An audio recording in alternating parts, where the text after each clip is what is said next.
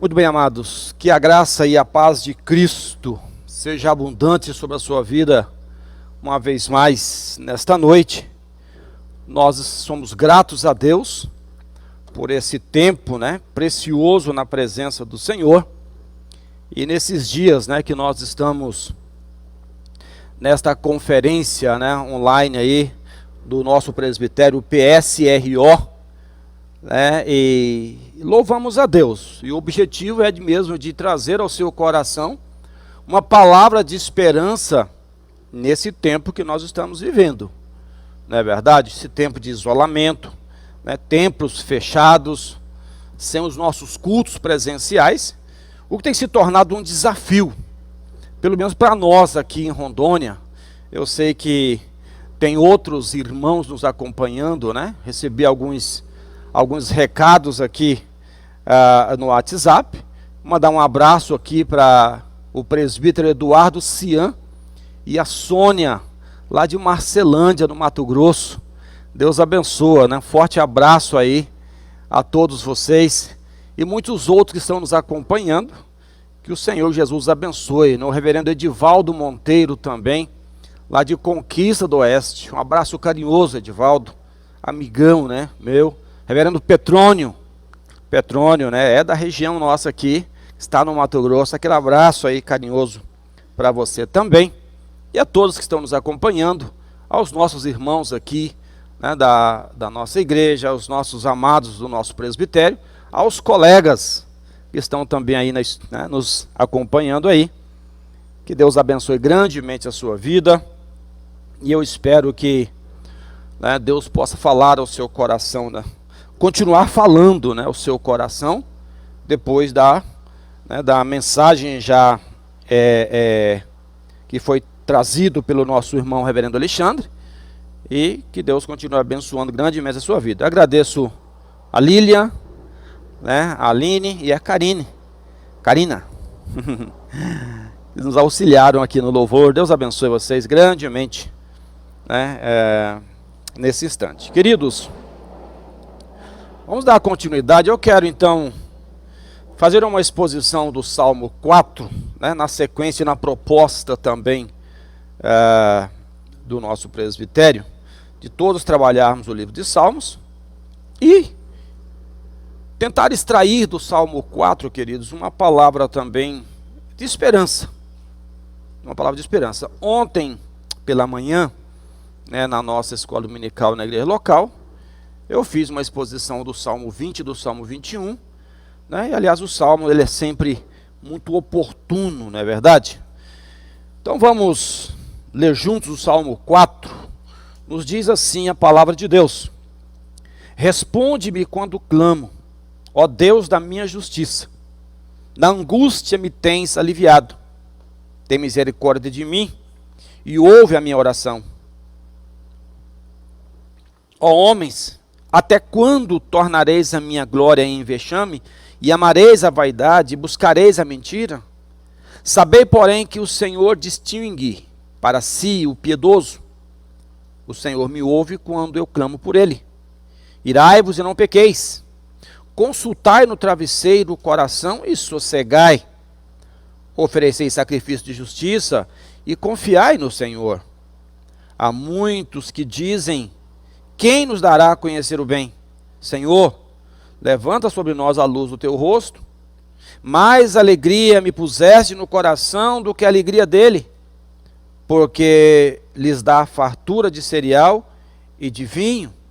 Quando lhes dá fartura de cereal e de vinho, em paz me deito e logo pego no sono, porque, Senhor, só tu me fazes repousar seguro.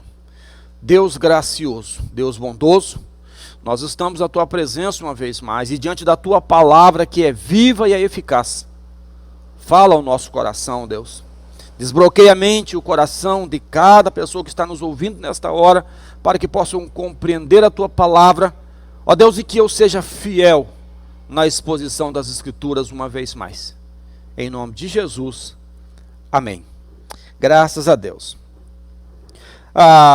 Como todos nós, amados, sempre falamos, o livro de Salmos, ele ele foi e ele continua sendo, né, insubstituível como um guia devocional, né, livro de oração, inário, né, de cântico do povo de Deus. E é muito interessante e é sempre oportuno quando nós lemos os Salmos e trazemos então algumas realidades para nossas vidas. Os Salmos é considerado então um livro de louvores, né, que é o chamado Iterrilim, mas a tradução grega do Antigo Testamento, a Septuaginta, emprestou o termo psalmos no lugar de Terrilim, sendo que o termo grego psalmos quer dizer um cântico entoado com acompanhamento de instrumento de cordas. E a Vulgata seguiu a Septuaginta e chamou o livro de Psalmorum, do latim psalterium, um instrumento de cordas. Então os Salmos também está na categoria de livros poéticos, mas os Salmos então é considerado aí cântico. E os Salmos era muito cantado de fato pelo povo judeu, sempre se entoava algum salmo nas suas reuniões. Então os salmos eles eram sempre muito bem-vindos no nosso contexto de vida, no nosso contexto de caminhada e também de ministério, né? E quando nós comparamos, por exemplo, irmãos, as palavras do salmo, deste salmo com a do salmo anterior, nós chegamos então à conclusão de que ambos se tratam da mesma situação de vida de Davi. Qual que era o contexto do salmista? Adversários, angústia, glória, clamor, deitar, dormir. Então há uma semelhança, a sequência do Salmo 3, ela se estende também ao Salmo 4. Mas o Salmo 3, então, ele é considerado um salmo matutino, enquanto que o Salmo 4 é um salmo vespertino. E o contexto histórico ele encontra na introdução do Salmo 3, ou seja, o mestre de canto, que é mencionado pela primeira vez e volta a aparecer lá no Salmo 53. Então, era um ministro de louvor, né? O responsável por guardar os salmos sagrados do tabernáculo do templo. E o termo hebraico neginó significa acompanhado por instrumento de corda, como a gente tem sido feito. Apenas uma introdução aqui, né, para o nosso conhecimento do livro de Salmos, e introduzindo o Salmo 4, né, e é maravilhoso como Davi poderia transformar uma situação de aflição num cântico para a glória de Deus. Um cântico para a glória de Deus. E eu quero então trazer algumas reflexões aqui, queridos, sobre alguns tópicos interessantes para a nossa vida nesta noite. Qual deve ser a nossa atitude em tempo de crise? Qual é a nossa atitude em tempo de crise? Primeiro, aprenda a olhar para o Senhor. E o verso 1 nos diz: responde-me quando clamo, ó Deus da minha justiça. Na angústia me tens aliviado, tem misericórdia de mim e ouve a minha oração. Então, o imperativo ouve é um clamor sublime e aflito, que significa o quê? Responde-me. Responde-me. Quem é que não passa pelas aflições, especialmente nesses tempos que nós estamos vivendo? Percas de parentes, percas de amigos, percas de amigos nossos. Tudo isso tem sido motivo, amados, de trazer uma certa inquietação no coração da igreja, uma inquietação nas nossas vidas. Eu conheço alguns colegas que estão aflitos, e outros se enclausuram em suas casas, sem o mínimo ânimo para sair. Por quê? Porque estão aflitos diante da situação em que nós estamos vivendo, do momento difícil que nós estamos suportando. Então o salmista nos convida dizendo: olha, ó Deus da justiça, na angústia me tens aliviado. Esse olhar para o Senhor é um convite a nós a sair então da inquietação e aprender que nesse tempo é o tempo de nós buscarmos a Deus, de olharmos para o Senhor, e não apenas olhar para o Senhor, mas na certeza e na convicção do que Ele pode fazer na vida do seu povo. Confiar em Deus num tempo de paz, confiar em Deus num tempo de bonança, confiar em Deus sem a enfermidade rondando a sua porta, confiar em Deus sem estar convivendo com o desemprego, a incerteza, ou confiar em Deus com a certeza do amanhã, é muito mais fácil do que você olhar para o momento e confiar em Deus, mesmo você não sabendo aquilo que tem, daquilo que vai acontecer, mesmo sabendo que nós estamos cercados por tantas percas, como nós mencionamos aqui. Mas é tempo de lembrar então da misericórdia de Deus. Foi o que fez o profeta, diante de tantas lamentações, diante de tanto choro, depois de tanta reclamação. O texto de Lamentações diz que é como se ele desse uma pausa, ele parasse e disse: espera aí, calma, aquieta o coração. E ele diz: eu quero trazer à memória o que me pode dar esperança. O que traz esperança para o seu coração nesse tempo de aflição? O que traz esperança para a sua vida nesse tempo de inquietação, nesse tempo de pandemia? E esse é o nosso desafio. Esse é o desafio da igreja do Senhor. E eu dizia isso para alguns irmãos, quando nós conversávamos sobre esse momento difícil, distanciamento, de medo, de preocupação. Eu disse: não se preocupem. Porque se Deus reservou para a igreja hoje o passar pela grande tribulação, então virá coisas ainda piores. E para aqueles que conhecem o Senhor, será um tempo então em que nós devemos lembrar da promessa de Deus. Mais do que nunca, trazer à memória aquilo que nos dá esperança. O Salmo 145, versos 8 nos diz assim: perto está o Senhor de todos que o invocam, de todos que o invocam em verdade. Então, queridos, promessa, não é promessa do pastor Vanderlei, não é promessa do reverendo Alexandre, não é promessa de qualquer líder religioso que seja, mas é promessa de Deus. Perto está o Senhor de todos aqueles que o invocam, daqueles que o buscam em verdade. E esta é a expressão do salmista nesta oração, esse convite que ele nos faz a olhar para o Senhor nesse tempo de crise. Quando ainda era jovem, Davi enfrentou o exílio, tinha consigo um sacerdote para consultar o Urim e o Tumim e descobrir a vontade de Deus, mas não na rebelião de seu filho Absalão. E a expressão que nós encontramos: Deus da minha justiça, ó Deus da minha justiça, indica não apenas que Deus é justo e fará o que é melhor, mas também que a justiça do rei é proveniente de Deus. E, portanto, Deus deve justificá-lo. Deus deve justificá-lo. E é essa perspectiva nossa. Não buscar a nossa própria justiça, não esperando talvez que o homem nos justifique, mas na certeza e na convicção de que se todos desviar o olhar de nós, ainda assim nós temos o Deus da justiça que mira o seu coração, que mira os seus olhos, que mira o seu pensamento, e Ele é capaz de nos justificar. E esta é a ideia quando Davi está orando: ó Deus da minha justiça.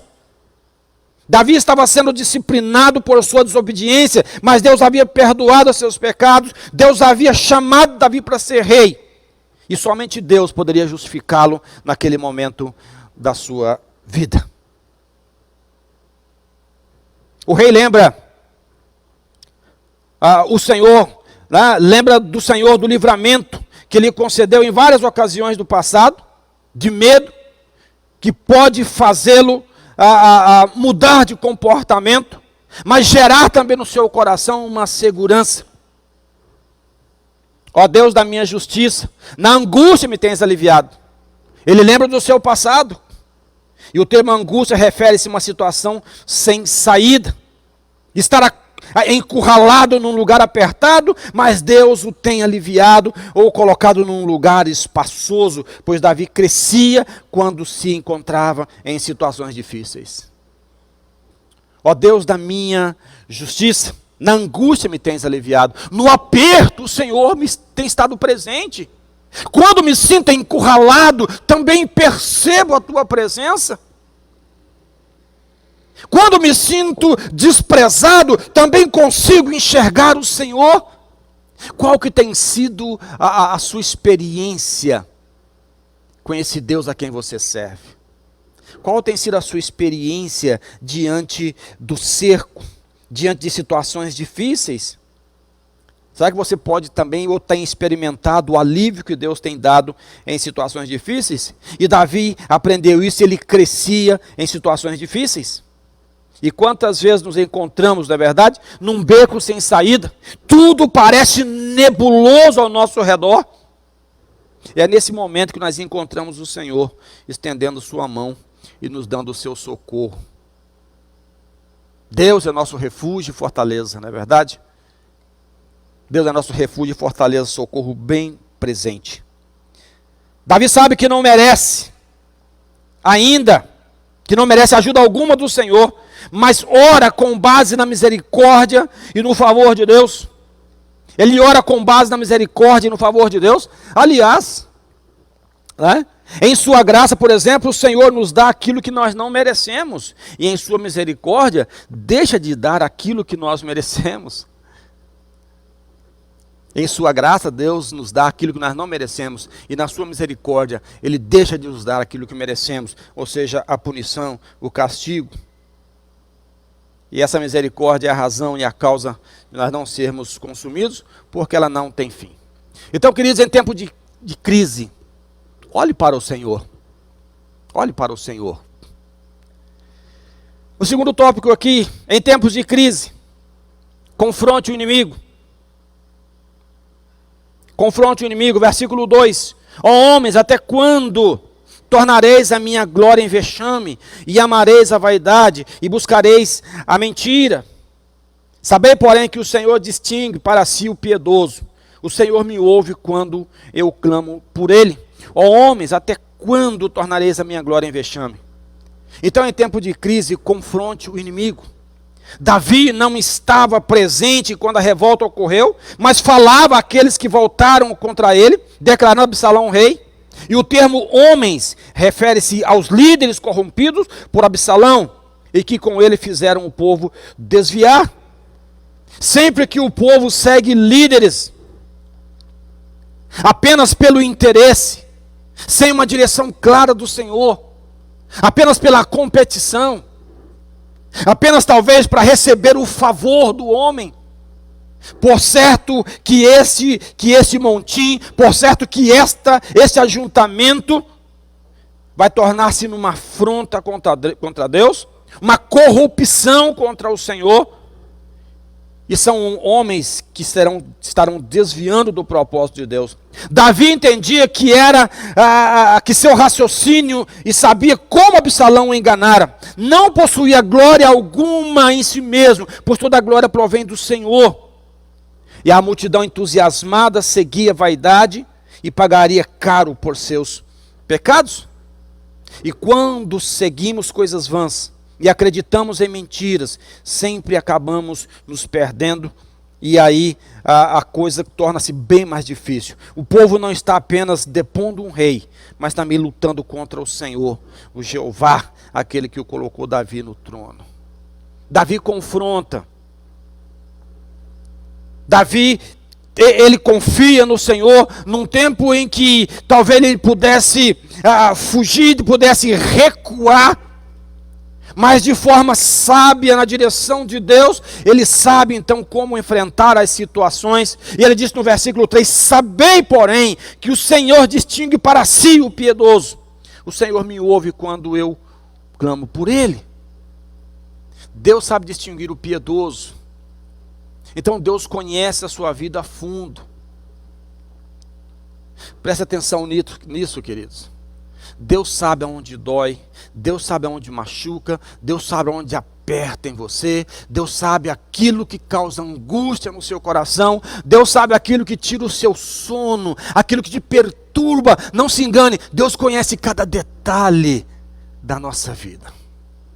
Deus conhece cada detalhe do nosso sofrer, das nossas lutas. E é isso que Davi traz à tona aqui para si mesmo. Sabei, porém, que o Senhor distingue para si o piedoso, e Ele me ouve quando eu clamo por Ele. Quando eu clamo por Ele. É preciso encarar as nossas lutas de frente, cabeça erguida. É preciso encarar os nossos desafios, não numa perspectiva nossa, mas encarar os nossos inimigos na perspectiva de Deus. Na perspectiva de Deus. É o melhor momento, é a melhor coisa que o cristão pode fazer. Mas encarar essa luta na perspectiva de Deus, queridos, encarar isso não significa também que eu vou cruzar o braço e deixar a coisa acontecer. Não é isso, não é essa a minha fala nesse instante.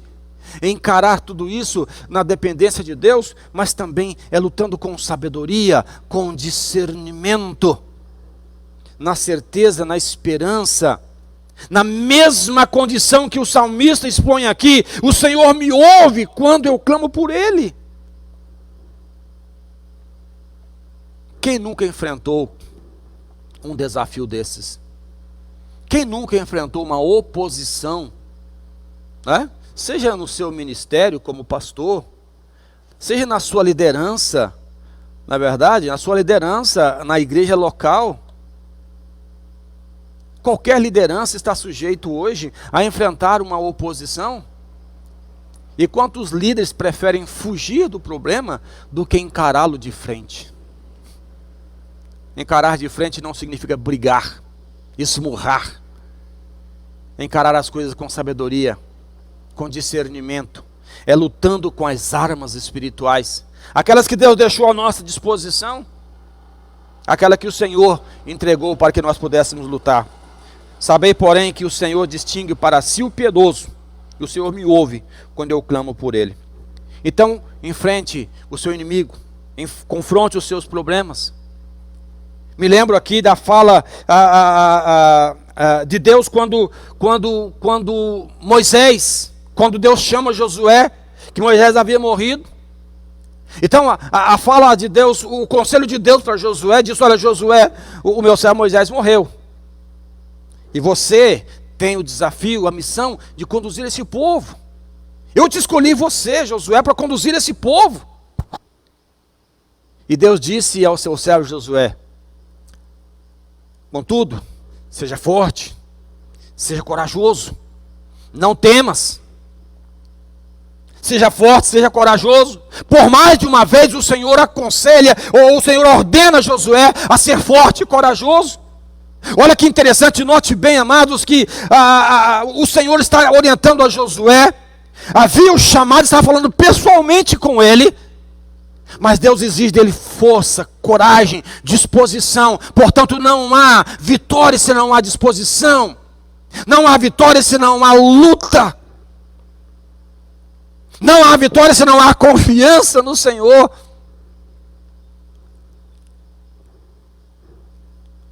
Essa é a nossa caminhada cristã, seja ela de que nível for, seja como membro da igreja, seja como um líder da igreja. Mas o Senhor requer de nós força, liderança, sabedoria, e não apartar, é claro, do seu ensinamento. Uma terceira lição aqui, queridos, em tempo de crise: encoraje os seus amigos, encoraje a sua igreja, encoraje o seu grupo familiar, encoraje a sua mocidade, a sua SAF, a sua UPH. Nem sempre a palavra de crítica, nem sempre a palavra de acusação é o meio pelo qual nós despertamos nos nossos liderados o interesse por aquilo que fazem.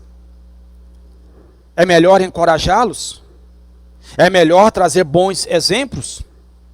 Então, encoraje os seus liderados, encoraje os seus amigos. Versículo 4, irai-vos e não pequeis. Consultai no travesseiro o coração e sossegai. Oferecei sacrifício de justiça e confiai no Senhor. Nesses versículos, Davi se dirige a seus seguidores, sendo que alguns deles se encontravam tão sobrepujados por suas emoções que estão prestes a perder o controle. Davi traz a eles pelo menos 5 instruções, sendo que todas elas se aplicam ao nosso contexto hoje. Primeira instrução que Davi traz para os seus liderados aqui no versículo 4: irai-vos e não pequeis. Não pequeis.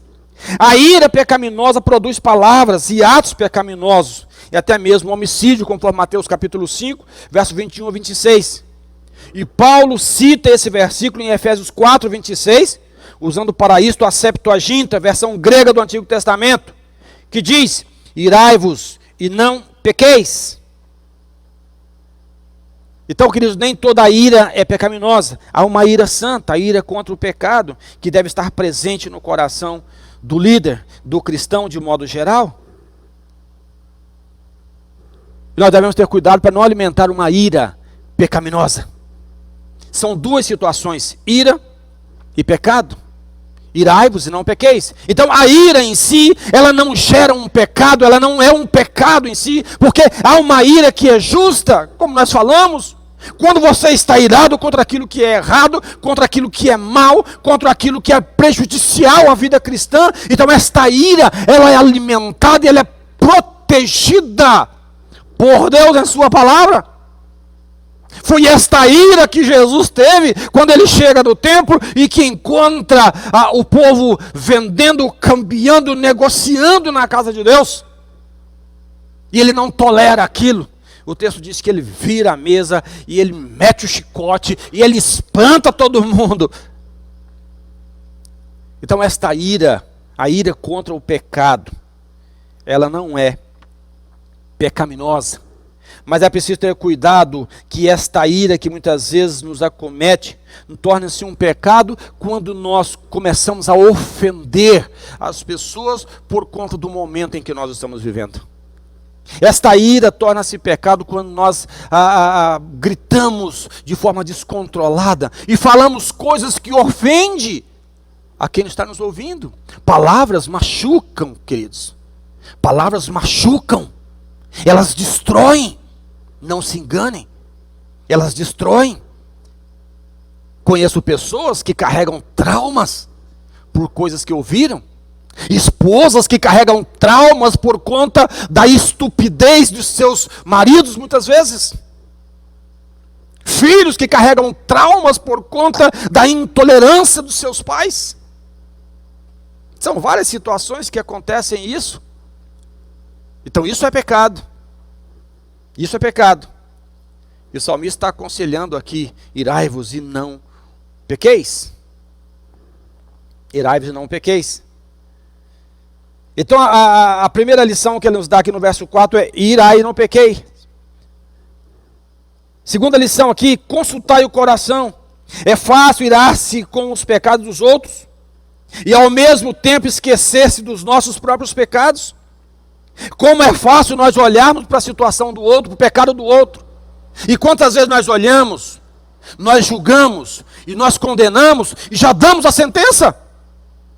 Ah, mas como é difícil olharmos para dentro de nós, como é difícil condenarmos os nossos pecados, como é difícil condenar aquelas pessoas que são próximas de nós, não é verdade? Temos facilidade de condenar os outros, mas temos dificuldades de olhar a nossa fragilidade, entender que nós somos dependentes também de Deus. Consultai o coração. Na verdade, o próprio Davi havia feito isso, 2 Samuel capítulo 12. E algumas traduções dizem: falai ao vosso coração, em vez de virar-se de um lado para o outro na cama, por causa das atitudes dos outros. Devemos fazer uma introspecção e ver se não há em nosso próprio coração pecados que precisam ser confessados. Ao invés de virar no travesseiro, na inquietação da noite, por conta da situação dos outros, por que não há um momento de introspecção? Por que não olhar para dentro de nós e ver o que nós podemos mudar? Aonde nós podemos ser então flexíveis? Aonde nós podemos concordar? Consultai o travesseiro, o coração e sossegai. É a terceira lição que Davi nos ensina: sossegai. A reflexão sincera sobre o nosso coração não deve causar inquietação, mas sim nos levar a confessar nossos pecados ao Senhor e nos apropriar de seu maravilhoso perdão. Sossegai. Descansa. Aquieta. Nada de inquietação, nada de aflição. Consulte, mas aprenda a sossegar o coração, a descansar no Senhor nesse tempo que nós estamos vivendo. Uma quarta lição aqui: oferecer sacrifício de justiça, versículo 5. Esses sacrifícios não podiam ser oferecidos ali no deserto, mas era possível prometer oferecê-los quando voltasse para Jerusalém. E foi o que Jonas fez, por exemplo. Absalão ofereceu sacrifícios hipócritas para impressionar o povo, mas Deus não aceitou. Deus não aceitou. Deus não aceita sacrifício de tolos. Aliás, Deus não quer nem sacrifício, nem holocausto. Deus diz que quer misericórdia. Ele quer amor, concordância, comunhão, união. Deus não habita nas confusões.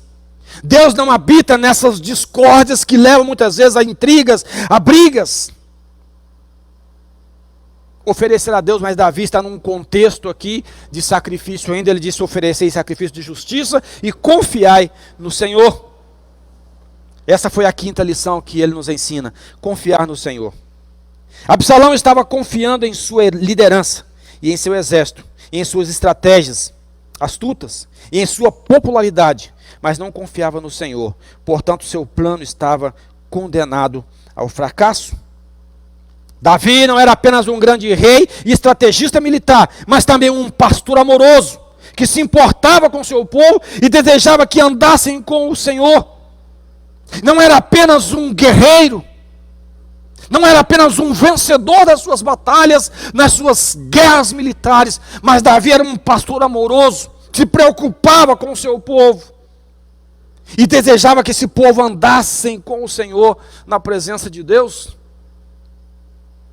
Portanto, nós precisamos desenvolver esse aspecto também no nosso ministério.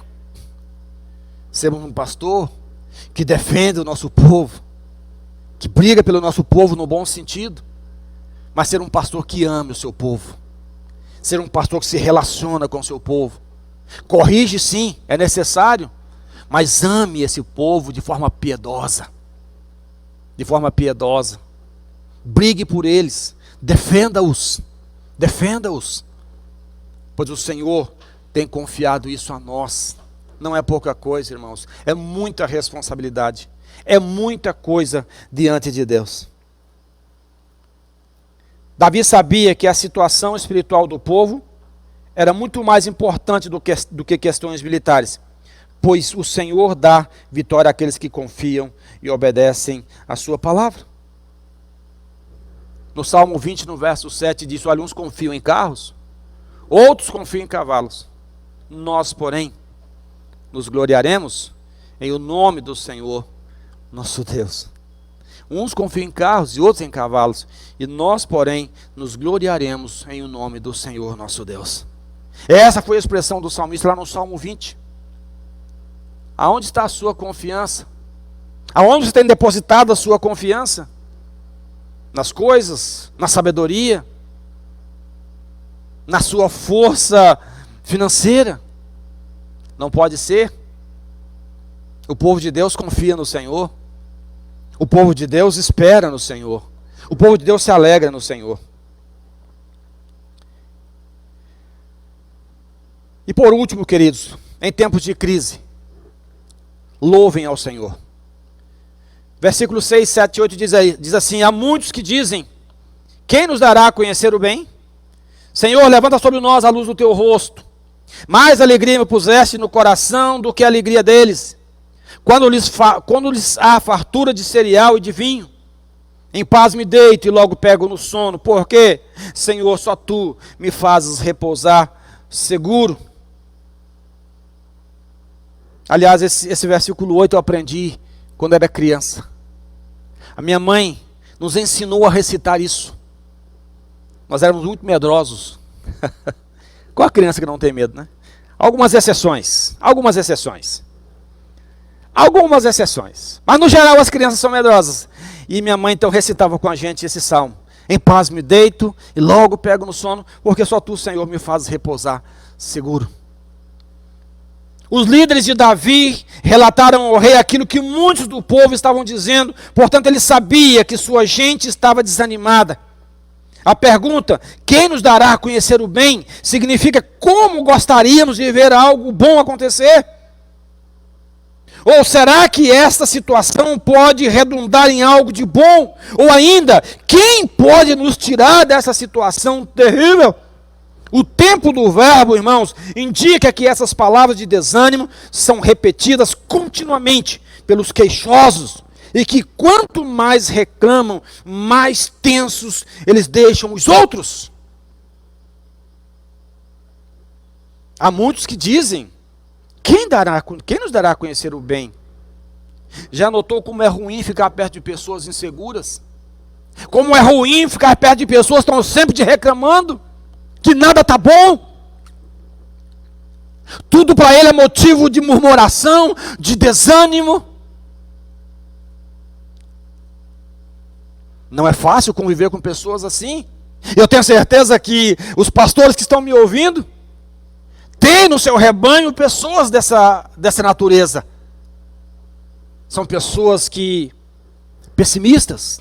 Elas não conseguem ter uma esperança, elas não conseguem ver que há um bem maior no serviço a Deus. Mas tudo é motivo de reclamação e parece que tudo dá errado só para ela. Parece que as coisas só acontecem no seu quintal. Quem nos dará a conhecer o bem? É uma pergunta. E o salmista responde, Senhor, levanta sobre nós a luz do teu rosto.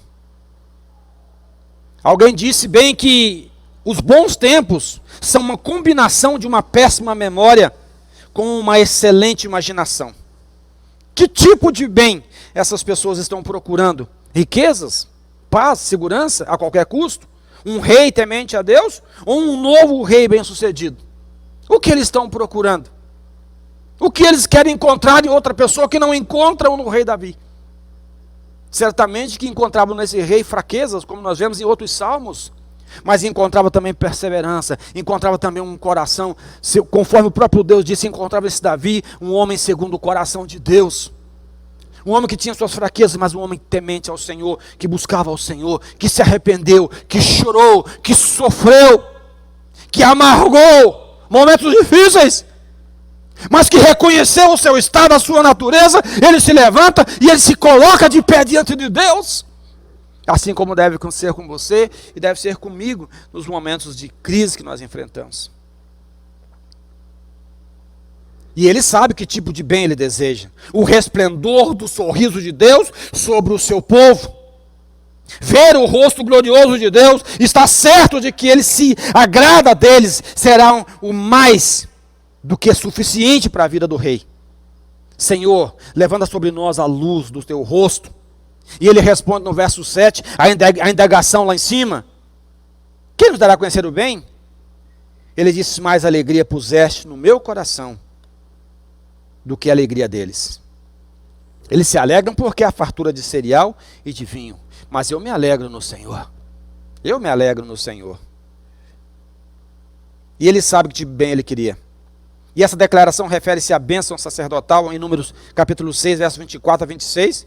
E nenhum sacerdote está presente para dar a sua bênção, mas Davi sabe que Deus o responderá à súplica do seu coração. O rei quer ver o Senhor transformar as trevas em luz. E é exatamente isso que Deus faz.